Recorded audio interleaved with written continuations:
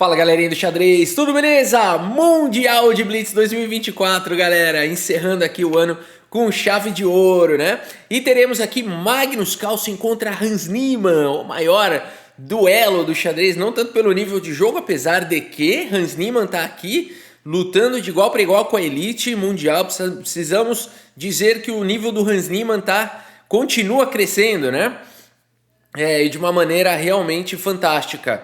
Então aqui a gente tem um duelo gigante aqui entre esses dois, mas a animosidade entre eles também faz com que esse duelo seja marcante para o Mundial de Xadrez. Teremos também uma miniatura entre o Firouzja e o Caruana. Não é possível uma miniatura, Rafa, é verdade. Os dois jogam demais, mas uma miniatura a gente não espera, né? Por isso. E também vou trazer Vassily Ivanchuk contra Naroditsky, a partida mais dramática, não só do Mundial, mas dos últimos mundiais, ou talvez aí da história. A gente vai ver aqui drama no Mundial, né? Vamos começar aqui com Magnus Carlsen contra Hans Niemann. Tivemos uma abertura aqui de peão do rei, a abertura dos 4 cavalos. E aqui H3 foi jogado pelo Carlsen. Gostei desse lance aqui, H3. Notem que tem umas linhas bem legais com bispo C4 e cavalo por peão, né? Adoro jogar essas linhas aqui, sacrificando uma peça para ganhar bastante atividade. Essa linha aqui é muito interessante de ser jogada. Ou se você quiser não jogar o F5 e tomar diretamente, também pode, né? São duas boas linhas. Aqui o Carlsen prefere jogar com H3. Temos aqui D5 diretamente atacando o centro. Peão toma, cavalo toma. E aqui bispo B5 colocando pressão no peão central. O cavalo agora nada pode fazer. Cavalo por C3 foi jogado. Peão de B recupera. E bispo D6 traz a proteção para o peão. Todo mundo coloca os reis em segurança e o Carlsen segue aqui com o lance torre E1, colocando pressão no peão central, já trazendo uma ameaça, né, de capturar o cavalo e depois capturar aqui o peão. Seguimos com o lance torre em E8 e agora D4 diretamente atacando o centro. Bispo D7 foi jogado, torre vem para B1 e aqui A6, bispo atacado. E agora, bispo volta para D3, cuidado com o garfo aqui, mas no momento não dá para fazer o garfo. Por isso o peão toma foi jogado.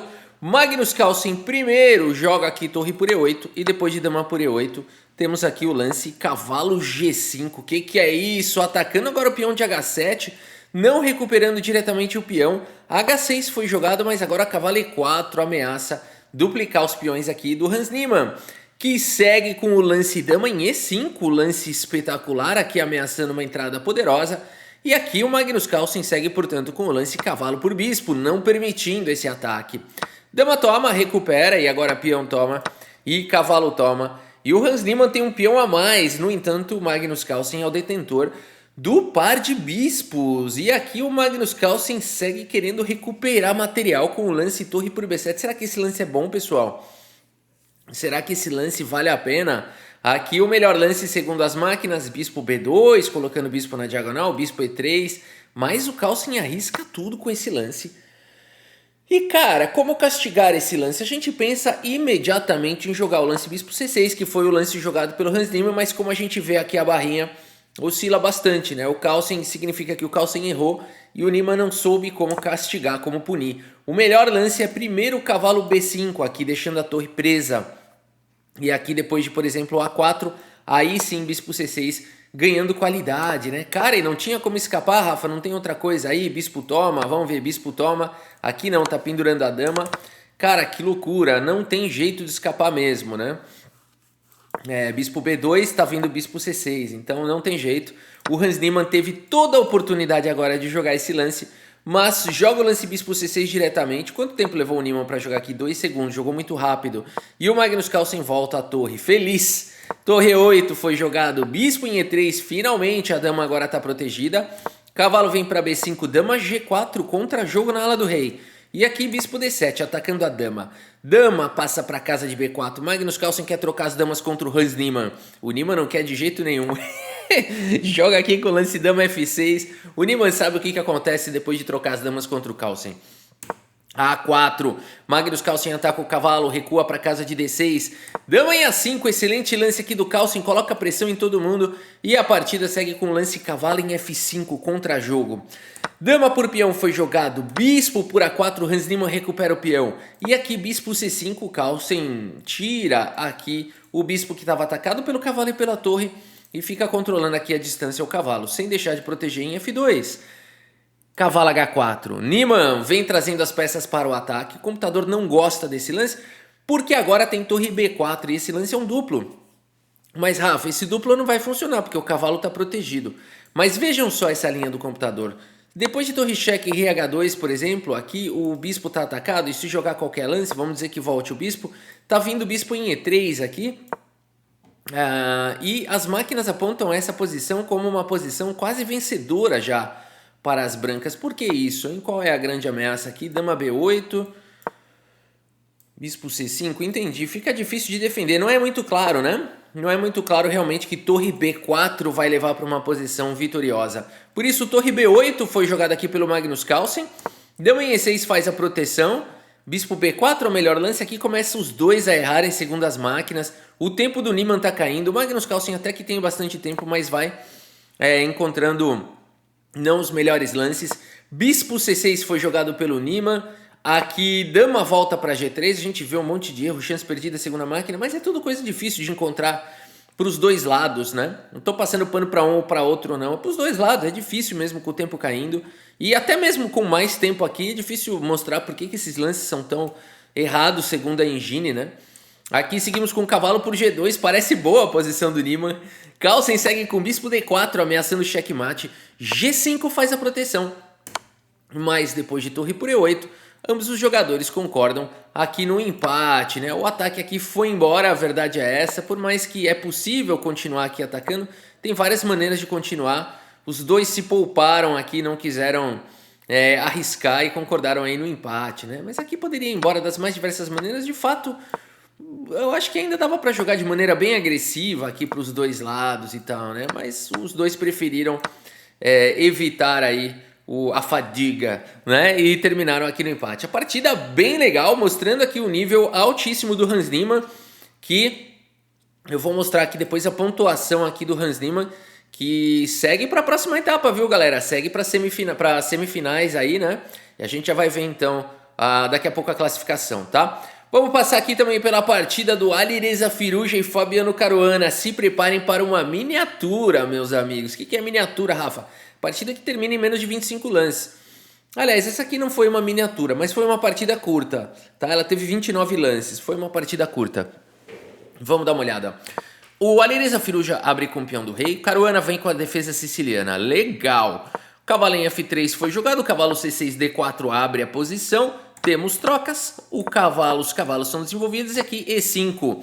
O Caruana adora essa variante. Vamos lembrar que a Sveshnikov foi jogada entre Carlsen e Caruana por diversas vezes no Mundial, né, onde eles jogaram em 2018, e o Caruana é um grande especialista. O Firouzja também segue com o cavalo em D5, depois de D6 foi jogado o cavalo aqui em D5, ameaçando a casa de C7, e a gente vai para essas trocas e o cavalo volta para a casa de B8. Dama em F3 foi jogado aqui pelo Alireza Firouzja, de olho na casa de A3, meus amigos. Que loucura, né? Porque depois de A6, dama em A3, lance brilhante aqui do Firouzja, que começa a colocar pressão no peão aqui de D6. E o cavalo vai ficar aí, é difícil de tirar esse cavalo daí por conta da cravada. Mas o Caruana tem uma ideia. Segue com o lance bispo em E7, o Caruana está preparado. Bispo D2 foi jogado pelo Firouzja, Roque coloca o rei em segurança, Bispo B4 intensifica a pressão no peão de D6, que agora está atacado 3 vezes e não tem mais como defender. Firouzja pensou, ganhei. Não é a primeira vez que o Firouzja cai nessas armadilhas aqui do Caruana, hein? Não é a primeira vez. Ele pensa que ganhou e aí, pá, lance brilhante aqui do Caruana, não é possível, deixando aqui a torre. O que o Caruana preparou aí contra o Firouzja? Dama por torre foi jogada, mas agora cavalo em A6 e a dama tá meio que presa aqui, né? E esse lance é espetacular porque, além de tudo, vem com um tempo sobre o bispo, o que, por sinal, vem com um tempo sobre o peão de C2. Bela sequência aqui do Caruana. Firouzja segue com o lance bispo D2. É o melhor lance. Coloca o bispo em segurança. Mas aqui ele gastou um tempinho. Aqui ele foi surpreendido. E o Caruana segue com o melhor lance da posição ao toque. Bispo G5 atacando o defensor do rei. A partida segue com bispo toma e dama toma, já limpando aqui a fileira do fundo para poder atacar a dama. E também de olho aqui em ataques para cima do rei. O cavalo também logo mais está vindo. E aqui o lance A3 é praticamente forçado, ou C3, não é bom deixar o cavalo chegar aqui. Mas, com o receio de ataques descobertos, a Lireza Firuja vai para o lance dama em A7. E agora cavalo B4 foi jogado, Caruana vai para cima. O que fazer aqui para proteger? Porque se você proteger com o bispo aqui, tá caindo em G2, a situação é complicada aqui pro Firuja, né? Por isso ele segue com o lance rei D1, meus amigos. Olha a tristeza aqui da posição do Firuja. Caruana segue com bispo G4 cheque, F3 escancara aqui toda a proteção do rei. E o bispo vem para F5 com o tempo sobre C2. O ponto todo é que todo lance do Caruana vem com o tempo, vem com uma ameaça. A partida segue com o lance C3 protegendo, mas agora cavalo C2 invade o milharal, como diria o mestre Molina. E agora a torre está atacada, a torre C1 ameaça capturar aqui, entregar a torre por 2 peças. Mas o Caruana segue com o lance cavalo em E3, protegido o cavalo aqui pela dama. Rei em E2 ameaça capturar o cavalo, mas Caruana segue com o lance cavalo C4, um lance frio. B6 é uma possibilidade, seguido de dama em E3 com ataque de checkmate. Por isso torre D1 foi jogado aqui pelo Alireza Firuja. B6 nessa posição acaba não sendo mais tão matador assim por conta de rei F2. Ainda assim as pretas estão melhores, né? Não é possível que as brancas vão sobreviver a isso, mas tem lance melhor para fazer e o Caruana encontra, meus amigos. Caruana vai para o melhor lance da posição. Bispo C2 exclama, e essa torre não pode vir para cá por conta da dama, nem para cá por causa do bispo, nem para cá por causa do peão. Cara, tá difícil. A Lireza Firuja deixa essa torre aí, porque ele tem que tomar conta da casa de D2, torre C1 também já leva a dama D2 checkmate na hora. Por isso a dama volta para proteger a posição, dama F2 foi jogado pelo Firuja. E aqui, meus amigos, o fino. Qual que é o fino, Rafa? É tomar a torre? Não, tomar a torre é o lance do açougueiro, é o lance que eu faria, é o lance do tripinha, do caveira. Não é ruim esse lance, pessoal, é preciso entender que esse lance não é ruim, ele só não é o melhor, né? Ele só é um lance mais açougueiro, mais afobado. Aqui qual que é? Você quer castigar o rei no centro, é esse mesmo, falou a chave, é esse aqui, ó. Esse é o fino, meus amigos, deixando as peças aqui em volta do rei, deixando o ataque, trazendo essa torre aqui que quer jogar, meus amigos. A Lireza Firuja fala, oba, esse peão avançou, essa casa aqui eu posso salvar minha torre, se deu mal. Será? Caruana segue com o lance bispo D3 aqui. Dama C1 era o melhor segundo as máquinas, um lance difícil de encontrar. Bispo cheque foi jogado, Caruana fala, vai, vamos recuperar um pouquinho, vamos ganhar esse materialzinho aí. Torre toma, peão toma, rei toma, e agora sim, dama C1 foi jogado pelo Fabiano Caruana com pressão no peão de B2, que a Lireza Firuja segue agora com B3, temos cavalo B2 cheque, perseguindo o rei, e aqui o melhor lance segundo as máquinas é tomar, ou seja, aqui acabou já, né? Lance 27 acabou a partida, mas a Lireza Firuja se aventura com o rei no centro. Caruana segue com o lance F5 cheque, rei D4, mas depois de dama F4, meus amigos, a Lireza Firuja abandona aqui a partida. Abandonou porque levou mate. Ô Rafa, então ele não abandonou, ele levou mate. Mas é que aí eu não ia poder usar minha frase. Abandonou porque não dá mais, né? Abandonou porque levou mate, meus amigos. Dama em F4, que espetáculo aqui. Várias peças cooperando. Que espetáculo aqui de ataque aqui do Fabiano Caruana para cima do Alireza Firuja, hein, meus amigos? O Caruana fez uma boa precisão, 92,5, o Firuja foi pego de surpresa na abertura, a verdade foi essa, caiu na armadilha do Caru, né? Bela armadilha do Caru, o Firuja vai ficando esperto. E aqui para finalizar, partida dramática, meus amigos, drama no Mundial de Blitz. Ivanchuk fazendo uma grande campanha, Naroditsky também, aliás, Naroditsky que calou a boca do Kramnik, né? Vamos falar bem a verdade do Vladimir Kramnik, esse campeão do mundo, que ficou acusando o Naroditsky de usar engine, e parece que o Naroditsky usou mesmo durante uma partida, mas teve um contexto todo lá que foi distorcido, né? O Naroditsky estava durante uma partida contra um cara de 1000 de rating, já no final da partida, e alguém perguntou para ele sobre a abertura. Puxa, aquele sacrifício na abertura, será que funcionava mesmo? E o Naroditsky durante a partida abriu uma outra tela no Chessbase e começou a mexer na abertura para mostrar, para falar se aquela variante era boa ou não. Aí, não pode, né? Mas tudo bem, é diferente de falar estou usando engine para ganhar do cara, né? É completamente diferente. E o podre do Vladimir Kramnik começou a acusar. Por quê? Porque o Naroditsky tinha ganho do Kramnik já várias vezes, né? E o Kramnik tem isso, quando ele perde, ele acusa os caras de engine. Eu vou dizer que é difícil mesmo o xadrez online. Eu mesmo já bloqueei e denunciei várias pessoas, mas eu não exponho, né, um grande mestre ou acuso, né? Eu simplesmente me recuso a jogar outras vezes, né? Bem diferente. E fala assim, cara, não sei se usou ou não, mas eu não gostei de jogar, vou bloquear esse aqui, vou... o xadrez online tem disso, 90% das vezes eu tô realmente bloqueando um cheater, 10% das vezes, infelizmente, eu tô bloqueando alguém que eu achei que era cheater e não era, mas fazer o que acontece, né? Agora, o Kramnik pega pesado, né? Pega pesado, faz sujeira, tem muito ego, tem muita coisa envolvida ali. E o Naroditsky mandou bem demais no Mundial de Rápidas, demais no Mundial de Blitz, então... tem que tirar o chapéu aí. E aqui protagonizaram ele e o Ivanchuk, uma das partidas mais dramáticas aqui do Mundial. Uma partida de peão-dama com essa variante super cara do Ivanchuk, né? Esse F3, esse centro super forte. E aqui a partida vai seguindo a abertura com igualdade, né? O Ivanchuk parece ganhar um pouco mais de espaço ali na ala da dama. O Naroditsky vai tentando trocar um pouquinho de peça, vem com contra-jogo na ala do rei. O Ivanchuk vai para um torre D1 ali meio suspeito, porque agora o Naroditsky começa a ganhar um ataque muito violento, um ataque muito forte. Vai para essa ideia brilhante aqui o Naroditsky, né? De cavalo por F3, o melhor lance da posição. Sacrifica mesmo para ir para cima do Ivanchuk. E aqui a confusão começa, né? Aqui dama B4 é o melhor lance, mas aqui eles já não estão vendo mais tantas coisas, ok? Dama B4, torre A1, bispo por C3, essa é a melhor continuação, seguido de dama por E4. E não cavalo por C3 por conta de torre por E3, teria mais um lance brilhante, torre por A8, uma linha bem mentirosa, né? Bem mentirosa, aonde aqui as pretas acabam melhores, né? Mas uma linha daquelas mais mentirosas impossível, né? Porque além de tudo, no final cai aqui a torre, é uma mentira sem fim, né? Então é difícil de encontrar isso, por isso o bispo D4 foi jogado mais natural aqui o lance do Naroditsky, e o Ivanchuk me encontra esse lance torre A1, uau, na hora certa. Bispo toma rei E2, cara, tá atacando o bispo, a torre, a dama, a outra torre. Sensacional aqui a posição do Ivanchuk. Bispo G4 foi jogado, torre por dama foi jogado, e o Ivanchuk me encontra o melhor, o único lance da posição, rei D3 saindo da mira da torre, saindo da mira aqui do bispo.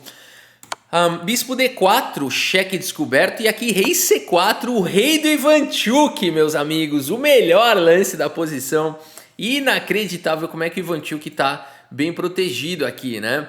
Bispo F5 foi jogado, o Naroditsky segue acreditando. Ivanchuk já tem o tempo caindo, meus amigos. Dama D2 foi jogado pelo Ivanchuk. Bispo por cavalo. Cavalo toma e aqui E5 vai para o contra-jogo Daniel Naroditsky. Ivanchuk tem uma boa posição. Aqui ele segue com torre 1, dando suporte para casa de E4. Torre em F4 com cheque. E aqui o Ivanchuk vai para um excelente lance, dama por torre, devolvendo material para ficar numa posição superior. Genial, principalmente com o tempo caindo, né? E com o rei sofrendo um ataque quase de mate. Bela decisão aqui do Ivanchuk, que agora tem um final completamente vantajoso por conta do peão passado. G5 protege o peão de F4, mas agora B6 dispara o peão. Torre em A8, meus amigos. Rei B5 exclama. Olha o rei do Ivanchuk, não é à toa que a gente fala do rei do Ivanchuk. A peça super ativa, ele mexe demais com o rei. F3 vai para o contra-jogo. Torre E1, melhor lance da posição. G4 foi jogado e rei C6. Bum, acabou. Mas o Naroditsky segue acreditando. H5 foi jogado, rei por peão. Torre em F8, B7 dispara o peão. H4, o Naroditsky ainda tem esperança dessa batalhão de peões de 3 contra 1.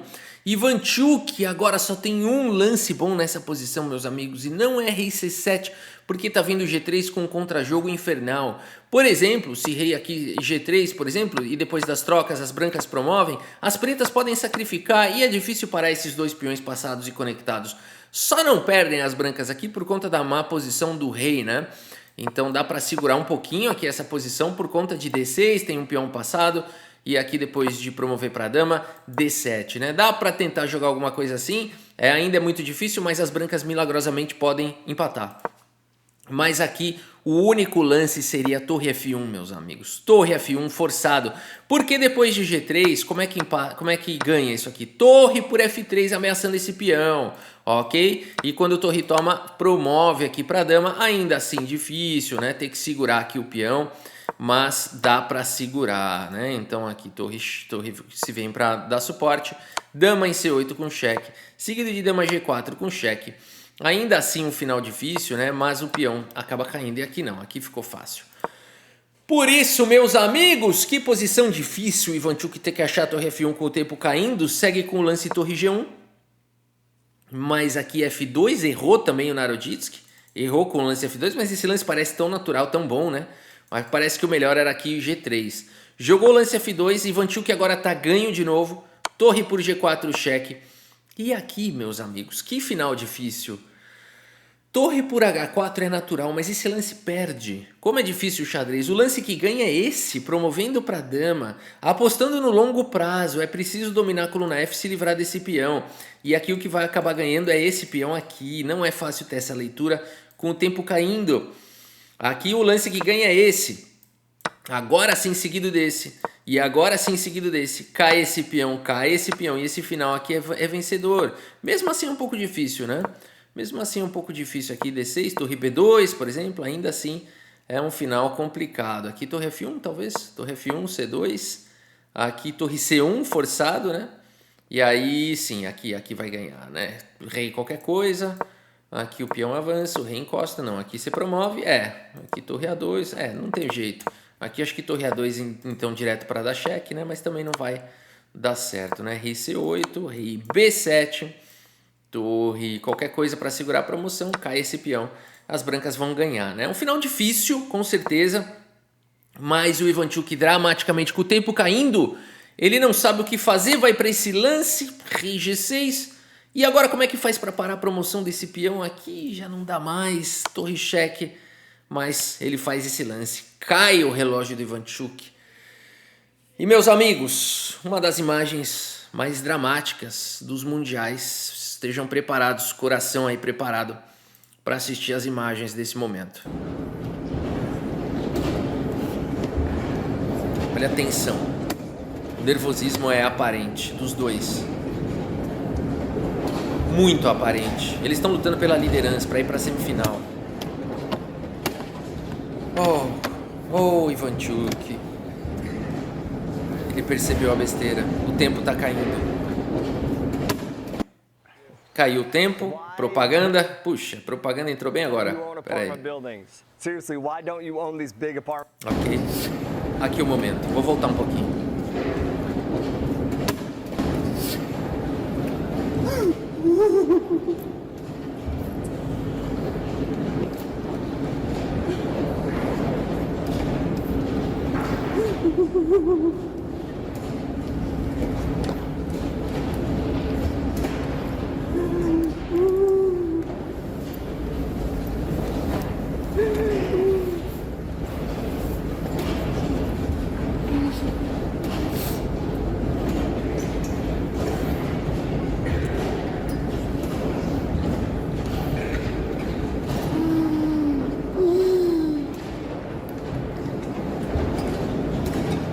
Não é fácil. Xadrez, meus amigos.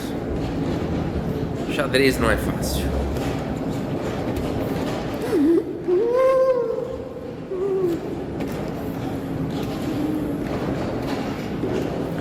Nem mesmo para os jogadores mais experientes é fácil.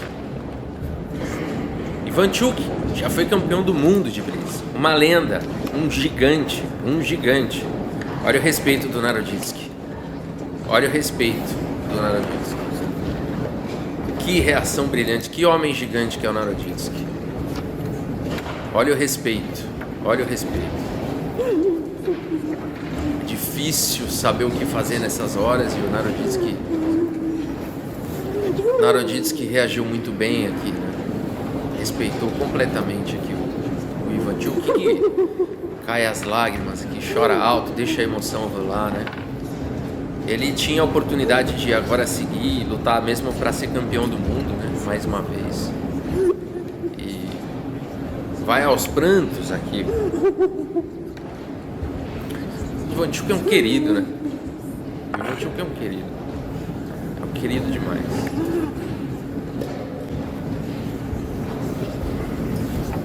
É o nosso campeão sem coroa, não. Ele foi campeão do mundo de Blitz. É o nosso campeão, a nossa lenda. Ele fala, tá tudo bem, tá tudo bem. Ele chora porque ele tava ganho, né? E ele sabe disso.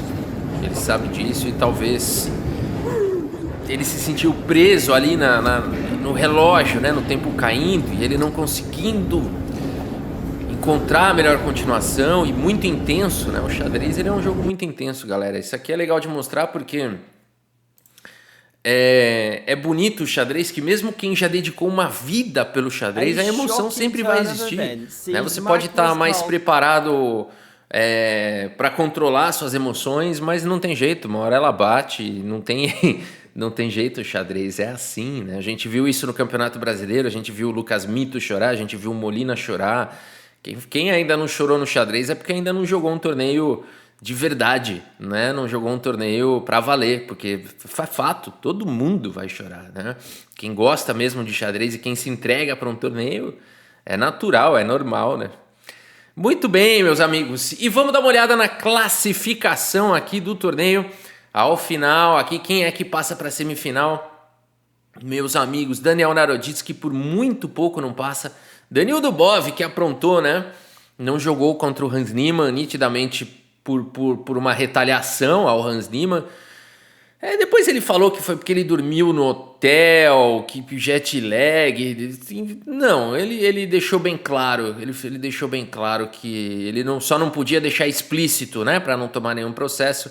Mas o Danil Dubov aprontou. Aí não achei bonito, nem um pouco bonito o que ele fez, que foi se recusar a jogar contra o Hans Niemann, né?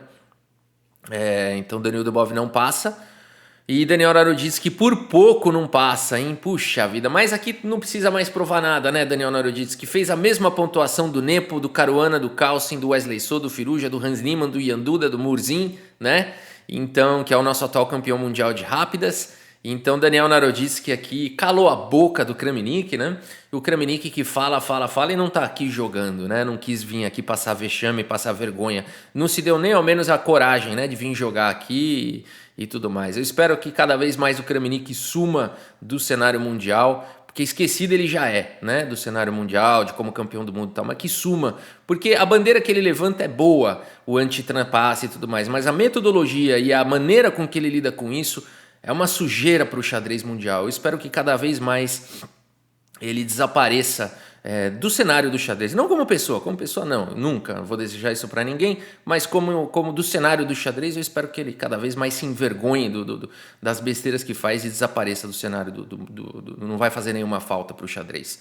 Meus amigos, Nepo, 9,5 pontos, Caruana, 9,5 pontos, todos esses passam para a próxima etapa. Vamos ver como é que vai ser aqui, se já tem aqui o emparceramento. Vamos ver aqui, ó. Open Knockout. Vamos ver se a gente já tem aqui as rodadas, né? Teremos Wesley So contra Alireza Firuja, Magnus Carlsen contra Hans Niemann, Caruana contra Ian Duda, Nepo contra Murzin, meus amigos. Agora sim essa fase aqui de nocaute, né? Vamos ver aqui, ó, o formato então, ó, o controle de tempo é 3 minutos, 2 segundos de acréscimo por lance, premiação aqui do torneio $90 mil, tá bom? E agora, 8 melhores jogadores. A fase eliminatória contará com matches de 4 partidas, tá bom? Então, a gente vai ver os matches de 4 partidas entre esses jogadores aí, em breve nos próximos vídeos. Tá bom, meus amigos? Por hoje é isso. Espero que vocês tenham gostado aqui das partidas e do vídeo. Muito obrigado pela sua audiência. Um grande abraço para todos vocês e até a próxima. Valeu!